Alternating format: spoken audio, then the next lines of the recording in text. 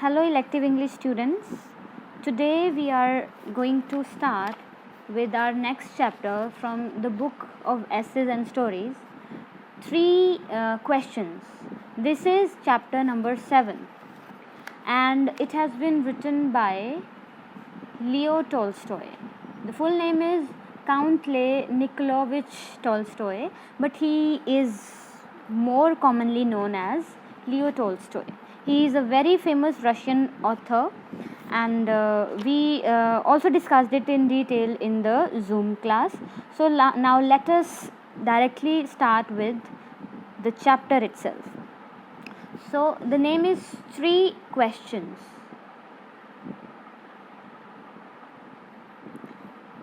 I am about to start.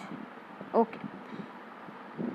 It once occurred to a certain king that if he always knew the right time to begin everything, if he knew who were the right people to listen to and who to avoid, and above all, if he always knew what was the most important thing to do, he would never fail in anything he might undertake.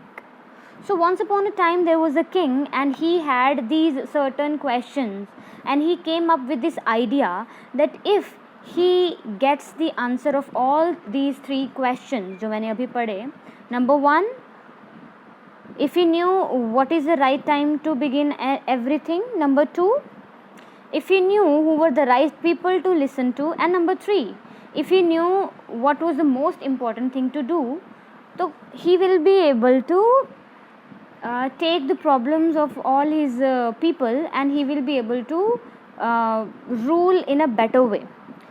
So he wanted the answers, and in order to get the answers, he had it proclaimed throughout the kingdom that he would give a great reward to anyone who would tell him what was the right time for every action.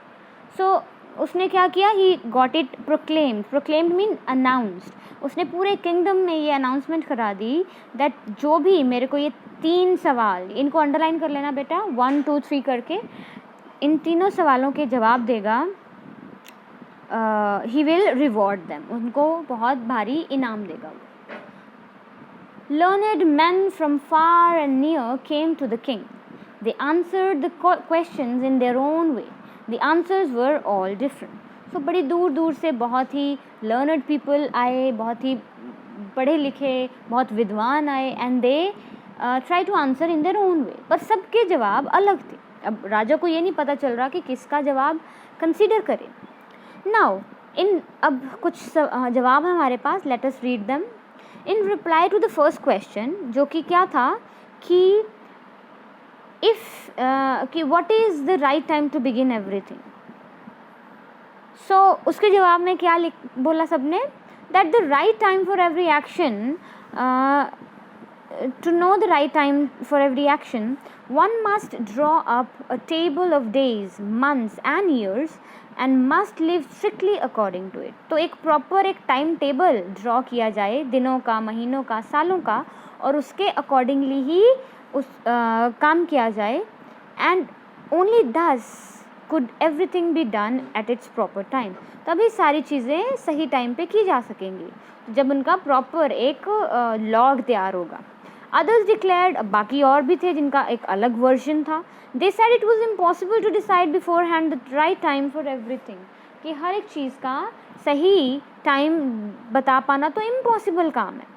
But that one should always attend to all that was going on and then do what was most needful.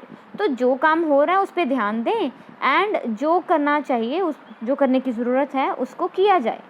And और भी लोग थे. The other said that however attentive the king might be to whatever was going on, it was impossible for him to decide correctly the right time for every action. तो बाकी जो थे वो कहते हैं ये तो इम्पॉसिबल है, हो ही नहीं सकता. चाहे राजा जितना भी सोच ले, जितना भी डिसाइड कर ले, जितना भी लॉग तैयार कर ले, टाइम टेबल डिसाइड कर ले, he can not keep track of everything, और हर एक चीज़ को सही टाइम पे वो नहीं कर सकता. ठीक है. Then they further said that the king should have a council of wise men. तो फाइनली डिसाइड किया गया कि जो राजा है काउंसिल, ऐसी कोई कमिटी बनाए, एक ऐसा ग्रुप बनाए वाइज लोगों का, समझदार लोगों का, who would help him fix the proper time for everything, जो कि सारी चीज़ों का टाइम टेबल उसके लिए बनाए. But then others said that there were some things which could not wait to be laid before the council, but about which one had at once to decide whether to undertake them or not. पर बाकी लोगों ने क्या कहा, ये तो ठीक है, काउंसिल तो बनानी चाहिए, लेकिन कई बार ऐसे डिसीजंस होते हैं जिनको ऑन द स्पॉट जवाब देना होता है, ऑन द स्पॉट डिसाइड करना होता है. इतना वेट ही नहीं कर सकते कि काउंसिल को बुलाएं, उन लोगों को बुलाएं और जो कि सलाहकार हैं और वो सलाह दें. तो उस केस में क्या होगा? But in order to decide one must know beforehand what was going to happen. तो सही जवाब देने के लिए हमें तो पता होना चाहिए कि होने क्या वाला है, तभी हम बता पाएंगे कि उसको करने का सही टाइम क्या है. It is only magicians who know that, लेकिन हमें नहीं पता. It is uncertain what is going to happen, future is uncertain, किसी को नहीं पता, शायद मैजिशियंस को ही पता होगा. सो in order to know the right time for every action one must consult magicians. तो सही जवाब जानने के लिए शायद मैजिशियंस को ही, जादूगरों को ही बुलाना पड़ेगा. Now equally different were the answers to the second and third questions. तो इसी तरह से बाकी जो दोनों सवाल थे उनके भी जवाब डिफरेंट थे, डिस्टिंक्ट थे, अलग अलग थे. सब एडवाइजर्स ने अलग जवाब दिए. दूसरे सवाल पे एडवाइजर्स ने बोला दैट दूसरा सवाल कौन सा था, माइंड इट, याद करो. Second question was who were the right people to listen to. उसके जवाब ने सब ने अलग अलग आंसर्स दिए. Some said priests were the right people to listen to, some said doctors, while some said the warriors were the most necessary. किसी ने बोला योद्धाओं की बात सबसे पहले सुननी चाहिए. To the third question some people replied. तीसरे सवाल के जवाब में, जो कि सवाल क्या था, that who are the most important people to listen to? No, I'm sorry. What is the most important thing to do? तो सबसे ज़्यादा ज़रूरी काम क्या है? उसके जवाब में भी लोगों ने बोला कि सबसे ज़रूरी काम क्या है? The most important thing was the world was silence. Silence was the most important thing. Others said it was skill in warfare. दूसरों ने बोला नहीं, युद्ध भूमि में लड़ाई करना, युद्ध करना ही सबसे ज़्यादा अच्छी स्किल है. And there were still others, और भी लोग थे जिन्होंने कहा that religious worship, पूजा पाठ सबसे ज़्यादा, भगवान का नाम लेना सबसे ज़्यादा ज़रूरी है.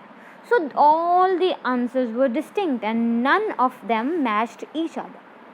All of them were different and the king was really not satisfied with any of them. किसी से उसको ग्रेटिफिकेशन नहीं हुई सुन के कि हाँ ये सही है जवाब है. So he gave the reward to none.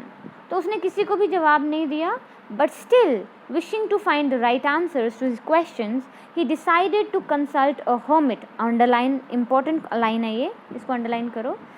A hermit who was very famous for his wisdom. Wisdom क्या होता है? Knowledge through experience. तो बहुत ज़्यादा उसको experience था, बहुत ज़्यादा पहुँचा हुआ ज्ञानी वो hermit था. Hermit क्या होता है? Hermit is a saint, एक संत महात्मा था गाँव जंगल में. तो उसने सोचा मैं उसके पास जाता हूँ and I will seek the answers to my questions.